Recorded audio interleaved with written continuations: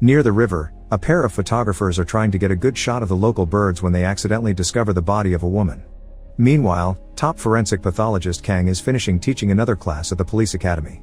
This is his last semester as a professor because he'll soon be retiring to spend more time with his daughter, who is living in the USA. She was supposed to be visiting today, but her trip got delayed. After class is over, Kang is called by the police to look at the body found near the river. There, he's surprised to find Detective Min, who used to be his student. Min isn't taken seriously by her peers for being a woman, and she's often relegated to minor tasks. At least this time, she finds something useful to get her started: mysterious footprints that she takes pictures of. Kang takes a look at the body and finds that it has been dismembered. However, the murderer left all the parts behind together except for an arm. Later at the police station, they look over the little information they have. The victim is Yuna, a 29-year-old that had been reported missing. Kang asks for theories and Min thinks the murderer wanted them to find and identify the body. Detective Yun berates her as usual, thinking this was just some crazy guy with a grudge, but Kang agrees with her and asks her to stay for the autopsy. Kang is cold and methodical with his work, but Min can't stand the sight for long and leaves the room to throw up. Later, Kang gives the cop a summary of the preliminary autopsy. Yuna died from a fractured skull caused by a long hard object. Soil containing granite was found in her nostrils and mouth, marking the place where she died. There were also signs of salt that indicate she was dismembered by the sea, so the body was moved between the killing and the cutting. Yet the parts were thrown in the river, which adds a third location to the list. Min remembers there's a construction company working on the coastal reclamation project, and their factories are on the seafront. Meanwhile, Yun has found out Yuna used to have a boyfriend, and the cops are divided into teams to follow these two leads. Yun goes around the city asking if anyone has seen the boyfriend and has to arrest multiple gamblers until he comes across Byung-do playing the horses. He's taken to the station for interrogation, but Byung-do swears he hasn't seen Yun-ah in a month and the night of the crime he had been gambling. In the meantime, Min interviews a few factory managers, who swear they're working 24/7 to keep up with order, especially because they keep being harassed by environmental protesters, so it's impossible for a murder to happen there without them seeing it. However, the workers still end up finding the missing arm in the soil. Later in the evening, Min visits Kang at his home to discuss the case, and she's told to open the door with a piece of rope he left there because the electronic lock is broken. After petting Kang's friendly dog, she presents the crime pictures to Kang, who reaches the conclusion the killer is trying to tell them something and that the three locations should have something in common. Afterward, Min stays up late investigating the locations. The next day, she has an extensive report to present that Yun tries to dismiss, but Chief O gives her a chance. The environmental group I Love Venus has been trying to stop the construction company from destroying the sea and river life. The leader Sung-ho wrote a book comparing the local river to the famous statue of Venus and the way the government is destroying the river coast to the way Venus had been severed in the past. This damage matches the state of Yuna's body, and the three locations had all been under construction by the same company. The day of the crime, there was a confrontation between the workers and the protesters, so operations were stopped for 20 minutes, leaving enough time for the killer to strike. The leader has a disability that causes him to walk with a cane, which matches the twisted footprint and the little hole in the mud too. Min's research is taken seriously and she's sent together with Yun to arrest the leader Lee Sung-ho, who surrenders himself easily, claiming to have to pay for what he did. Later at the station, Yun can't get Sung-ho to talk about anything other than the importance of the species living in the river, so Min takes over the investigation. She knows Sung-ho's family was one of the many that lost their ships when construction started, which means they also lost their livelihood and had to leave their homes. Shortly after this, Sung-ho's father Mr. Lee died and his sister Soo-jin ended things for herself. Min also reveals she sprayed water outside to take a new footprint from Sung-ho, which matches the one from the scene of the crime. Seeing this evidence, Sung-ho admits to being the killer. Meanwhile, Kang is at the airport waiting for his daughter, but she never arrives. A stranger approaches him to give him an envelope sent by Sung-ho, and inside he finds pictures of his daughter Hye-won tied up. The stranger is already gone so Kang can't ask him anything, and at that moment, Min calls him to tell him the killer was Sung-ho, the same person that sent the envelope. Kang hurries towards the station while he calls a friend at customs, who confirms Hye-won did arrive the other day as planned and the delay had been a lie from the kidnappers. Back in the station, Yun is asking Sung-ho for the details, but he doesn't say anything and only looks at the clock as if waiting for something. Kang arrives then and asks for a moment with Sung-ho, who isn't surprised to see him. His deal is simple: Kang must prove him innocent in 3 days or his daughter will die. Desperate to help Hye-won, Kang rushes to the lab to see what evidence has been found so far. The analyst shows him the blood-covered saw they've found, but the DNA test hasn't been done yet. Kang takes a scalpel on his way out and goes home to use it on his dog. He also requests a psychiatric evaluation of the suspect to delay the investigation. Afterward, Kang calls the analyst and asks him to wait for him at the office. With him out of the lab, Kang sneaks inside, washes the saw, and covers it with the dog's blood instead. Min also comes to the lab to pick up the test results and finds the analyst in the office.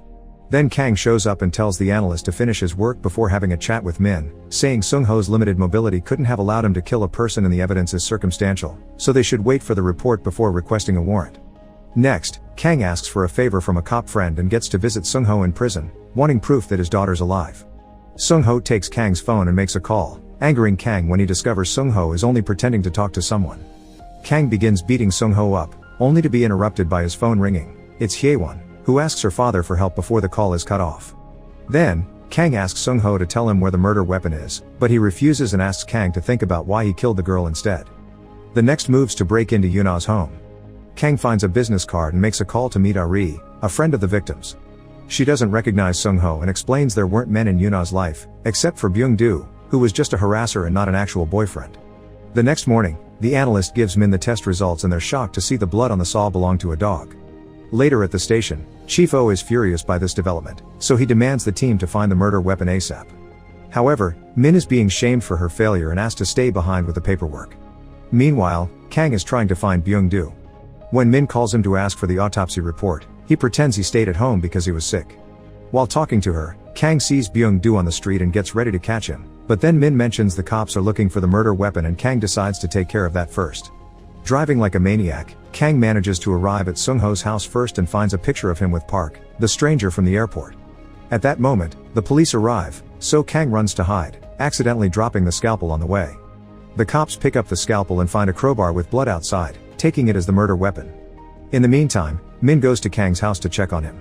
Since he won't answer the bell, she gets inside by pulling the rope and finds the dog, who has a bandage around its blood-covered leg. Min takes the dog to the vet, who tells her the wound is a cut from a particularly sharp knife, perhaps a scalpel. The location of the wound indicates it's been made on purpose. Back to Kang, he goes to the local police station to send the picture to a police friend, but a cop there recognizes the boys and gives him the information he needs. Park was an orphan that Mr. Lee took in. He and Sung-ho grew up as brothers. Park and Sung-ho's sister Soo-jin had been dating, but after she died, they moved out of town.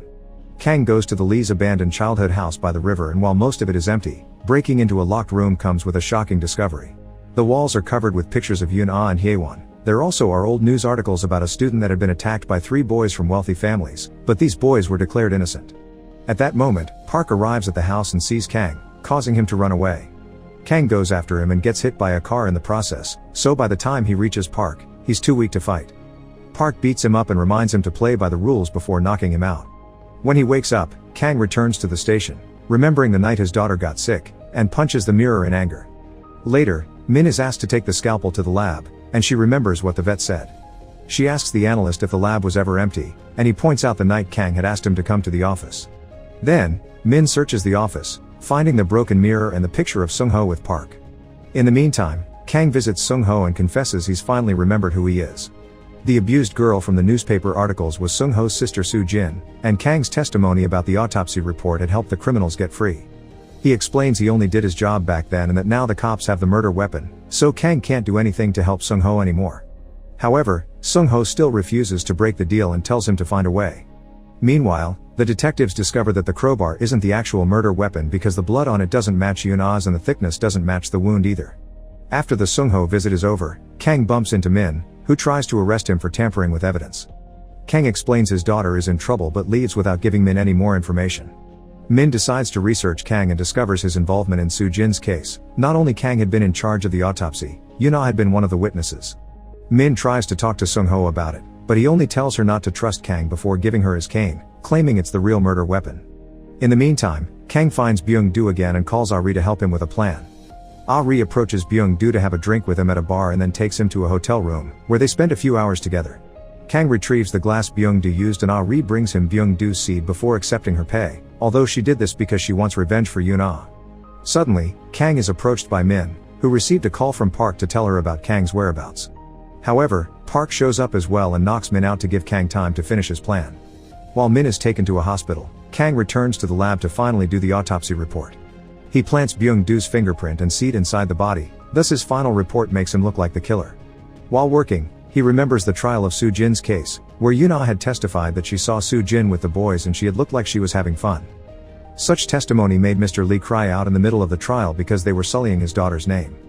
Then Kang testified that there hadn't been any torn tissue found in the body, so there wasn't any proof of violence or force. These two testimonies made the judge decide that the three boys were innocent.